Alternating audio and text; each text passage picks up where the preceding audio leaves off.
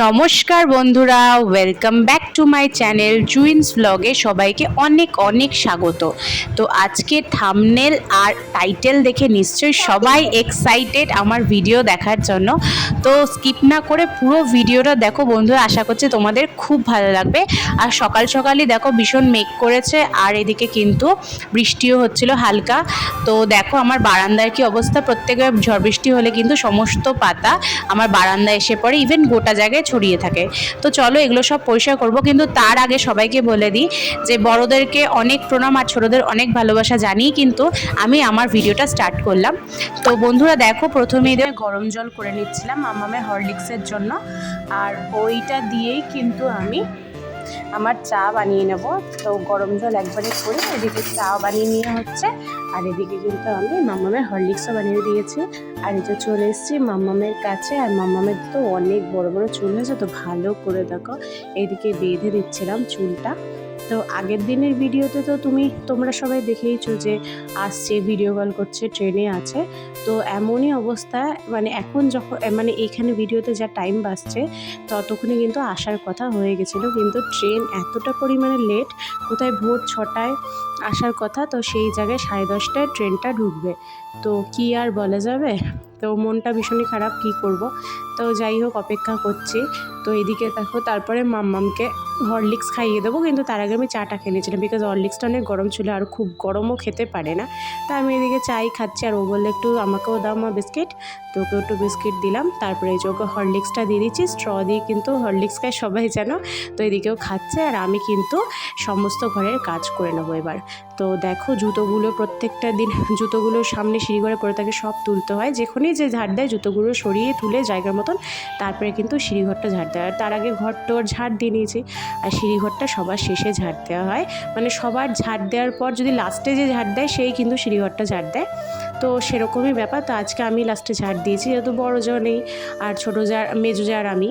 তো যাই হোক ঝাড় দিয়ে কমপ্লিট করে সব ফেলে তারপরে চলে এসেছি এদিকে মামামকে একটু পড়াতে, কারণ কী বলতো সকাল বিকাল একটু অল্প করে পড়ালেও না পড়াগুলো মনে থাকে, না হলে তো ছোটো মানুষ ভুলে যায়। আর পড়াতে বসে যা করে তোমরা তো সবাই বুঝতেই পারো। আর আজকালকার দিনে বাচ্চাদের যা প্যাক না, একবার জল খাবো, একবার পা ব্যথা করছে, একবার এই ব্যথা করছে, হাত ব্যথা করছে, এই। তারপরে পুকুর থেকে মাছ ধরা হয়েছিল, সেই মাছটাই কিন্তু এবার মেজদি ভাই কেটে ফেলছে। আমি জ্যান্ত মাছ কাটতে যাই না, বিকজ আমার মাকেই কোনোদিন দেখিনি জ্যান্ত মাছ কাটতে। আমার মা যেহেতু শহরের মানুষ, তার জন্য পারে না কাটাকুটি করতে জ্যান্ত মাছ। তো এদিকে যাই করছিল, তো আমি দেখে শিখছি, কেন একদিন না একদিন আমাকে ঠিকই কাটতে হবে, তো সেই জন্য শিখে নিচ্ছে। আর এই দেখো কাঁচা টমেটো দিয়ে যে ডাল করা হবে, কাকিমা শাশুড়ির কাছে অনেক কাঁচা টমেটো হয়েছে, তো সেখানে দিয়েছিল, সেগুলো কেটে নিয়েছি, ওগুলো দিয়ে ডাল করবো আর জ্যান্ত মাছের ঝোল করবো। যেহেতু জার্নি করে আসছে যেন হালকা পাতলা খেতে কিন্তু বেশি পছন্দ করে। আর এদিকে চিচিঙ্গা ভাজা, টক ডাল, আর এদিকে মাছ হবে, বাচ্চাদের মাছ আর বড়দের সবই হালকা পাতলা রান্না হবে। যেহেতু জার্নি করে আসলে দেখবে হালকা পাতলা খেয়ে কিন্তু ভীষণ শান্তি হয়, বিকজ ট্রেনে কিন্তু সেভাবে কিছুই খাওয়া হয় না। আর এই দেখো তারই মধ্যে একটা দাদাকে বলেছিলাম, যে ওরই বন্ধু বলেছিলাম যে আমাকে কটা গোলাপ এনে দেবে। আমার আসলে প্ল্যান ছিল না কিন্তু ওকে রিসিভ করা, মানে টাইটেল আর থাম্বনেল দেখে বুঝতে পেরেছি যে ওকে আনতে গেছি, রিসিভ করতে গেছি বড়মশাইকে, কিন্তু আমার কিন্তু কোনোই প্ল্যান ছিল না। মাম্মামকে এমনি বলছিলাম ভুলিয়ে ভালি যে মাম্মাম যে পাপাকে আনতে যাবো, কারণ ও একটু কাজ ছিল যেহেতু, তো সেই সূত্রেই কিন্তু ওকে আনতে যাওয়া। আর এই রোজ গোলাপগুলো দেখলে তো, এগুলো কিন্তু এই দাদাটাই প্ল্যান, এত সুন্দর করে বুকে করে নিয়ে এসছে। তারপরে স্নান ঠান করে মাম্মামকে খাইয়ে দাইয়ে দেখো ওকে আনতে যাবো বলে কি সুন্দর একটা লাল শাড়ি পরেছি। তো এই শাড়িটায় আগে কিন্তু রিলসও বানিয়েছি। তো তোমাদের কেমন লাগছে আমাকে অবশ্যই কমেন্ট করে জানিও। আর এই যে মাম্মামকেও রেডি করে দিয়েছি, মাম্মাম কিন্তু ভীষণ খুশি পাপাকে আনতে যাবে। বুঝতেই পারছো 3 মাসের দেখা, তো 3 মাসের অপেক্ষা, তো কি আর বলবো।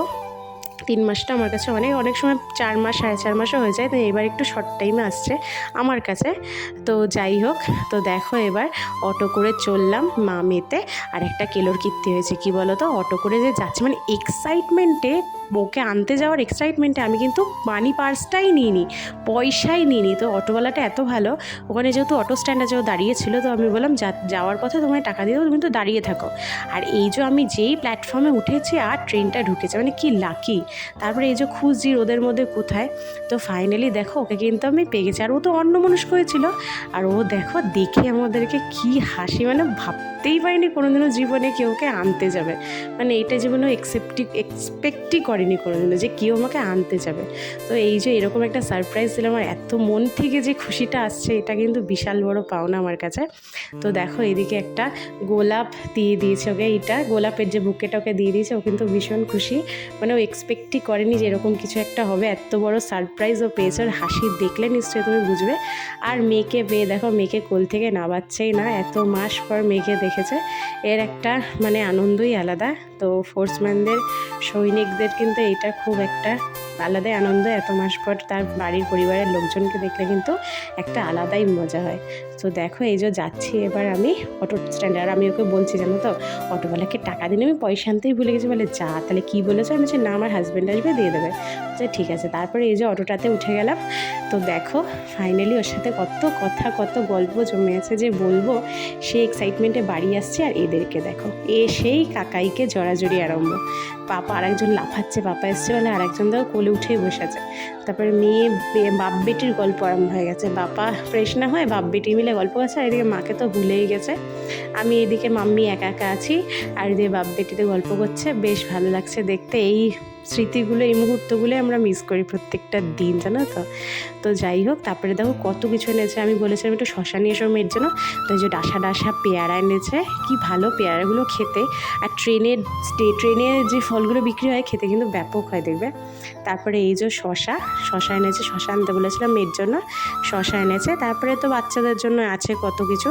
তো তার আগে দেখিয়ে নিই, প্রত্যেক বাড়ি কিন্তু এই ফুলের মালা এনে থাকে, ও রজনীগন্ধার মালা, বিকজ যারা স্বর্গীয় আছেন আমাদের তাদেরকে মালা পরানো হয়। আমার শ্বশুরমশাই, ঠাকুরদা, ঠাকুমা, শাশুড়ি এদের সবাইকে কিন্তু আসার পরই মালাটা পরায়, যখনই আসুক 3 মাস পর কি 4 মাস পর এসে, এই মানে যতদিন থাকে ও কিন্তু প্রত্যেক সপ্তাহে একটা করে চেঞ্জ করে, আর এইভাবে মালাগুলো দেয়। তো তারপরে দেখো আমার জন্য কিন্তু কিচ্ছু আনিনি, দেখো সবার জন্য চকলেট। আসলে কী বলতো, আমার জন্য আর কি আনবে নতুন করে, বাচ্চারাই তখন সব না, ছেলে মেয়ে হয়ে গেলে ছেলে মেয়েদের প্রতি বেশি টান আসে। তারপরে এই যে দেখো দুজনে মিলে একসাথে খেতে বসেছে, ও বলছে একসাথে খেতে বসবো, কিন্তু হ্যাঁ আগেই বলে রেখেছিলো, তো একসাথেই খেতে বসেছি, খুব ভালো লাগছিলো। তারপরে এই যে মেয়ে এখন আরম্ভ করেছে, পাপা যে চকলেটটা এনেছে ওটা আমাকে দাও মা। এই যে বাপ বেটি মিলে আরম্ভ করেছে চকলেট খাওয়া। তো বন্ধুরা ভিডিওটা আশা করছি তোমাদের ভালো লাগলো অবশ্যই চ্যানেলটা লাইক করে যাও, একটা সাবস্ক্রাইব করে থেকো, আমার পাশে থেকো তোমরা, আর কমেন্ট করে জানিয়ে ভিডিওটা তোমাদের কেমন লাগলো। তো চলো বন্ধুরা, আজকের মতন টাটা বাই বাই, দেখা হচ্ছে একটা নতুন ব্লগের সাথে। তোমরা সুস্থ থেকো, ভালো থেকো বন্ধুরা।